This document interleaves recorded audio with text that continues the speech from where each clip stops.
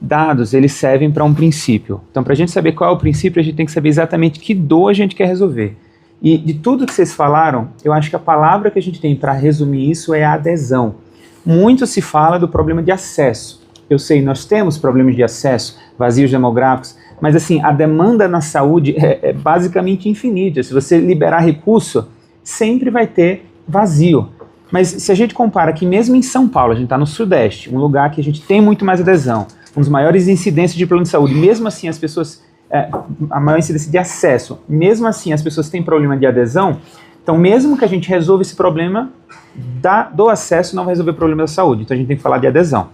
E adesão a linhas de cuidado, a gente, para ter acesso a esses dados, a gente precisa digitalizar essa jornada, porque é basicamente um trabalho impossível você conseguir mapear manualmente essa jornada.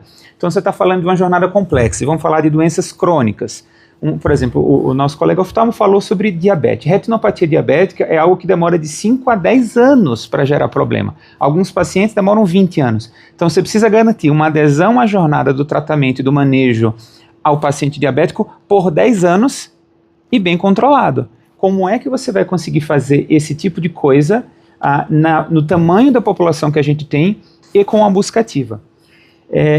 Para a gente ter uma noção do escopo disso, a gente tem que lembrar de duas ferramentas muito boas que a gente tem no SUS e que inclusive são melhores muitas vezes do que a saúde suplementar. O primeiro a gente precisa fazer busca ativa, e na busca ativa do SUS a gente tem os agentes comunitários. É uma das maiores forças de trabalho do mundo para a busca ativa.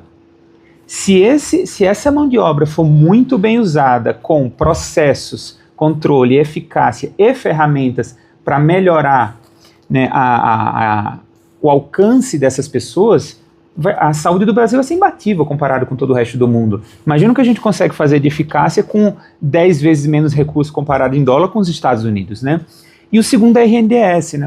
Nossos colegas falaram aqui, mas eu queria puxar o escopo disso. A Rede Nacional de Dados em Saúde, que continua firme e forte, avançando, mas ela é um projeto invejável ao mundo inteiro.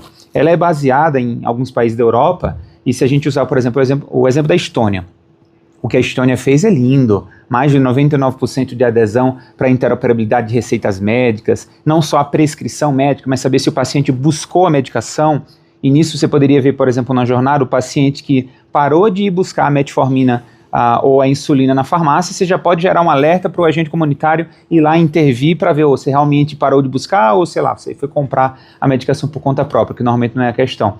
Mas se a gente for comparar o tamanho da Estônia comparado ao Brasil, é um projeto muito mais fácil, né? E a Rede Nacional tem a previsão de, né, finalizar esse escopo inicial até 2027, mas eles continuam avançando, né? Agora em outubro publicaram, né, o perfil o perfil FHIR, que vai ser usado no Brasil, foi publicado agora em outubro, e isso está de vento em popa, né? A gente conseguindo resolver essa captação de dados, que ainda é muito pobre, sim, a gente vai poder usar esses dados para enriquecer muito bem essas jornadas, né? Realmente o meu sonho de projeto, eu espero ver isso no SUS, né, e tenho visto algumas iniciativas, mas que vão levar alguns anos, seria essa busca ativa digital. Isso é trazer equidade, é que um sistema possa gerar esses alertas, fazer as intervenções pontuais e escalonar para o humano quando for necessário. Um exemplo de uma ferramenta que foi lançada lá nos Estados Unidos, ainda está em beta, mas fizeram uma pesquisa de eficácia de uma ferramenta de telemonitoramento. Então imagina, você acabou de passar num hospital, foi para casa e depois você recebe uma ligação para medir desfecho, que é outra coisa péssima no Brasil. A gente mede muito pouco desfecho. Então você fica com a visão míope. Como você pode garantir eficácia se você nem consegue mensurar o indicador, se realmente aquela intervenção teve eficácia?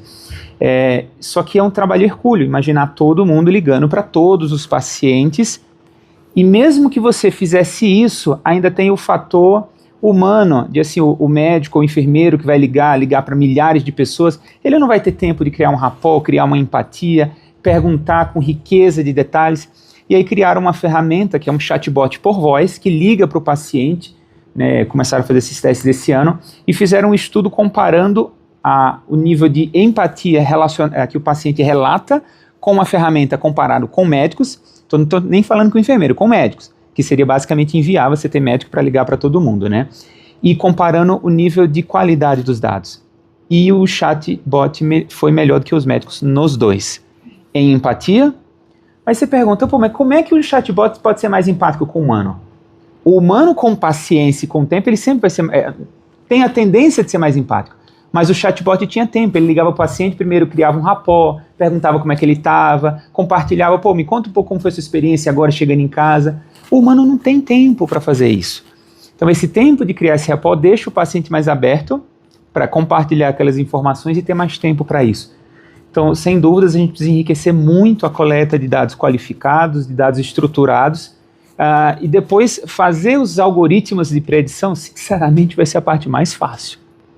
Isso aí a gente consegue resolver, testar, em uma semana já começa a fazer prova de conceito, mas ter esses dados vai ser o desafio, mas eu estou muito confiante que nos próximos 5 anos o Brasil vai dar passos exemplares para o mundo nesse quesito.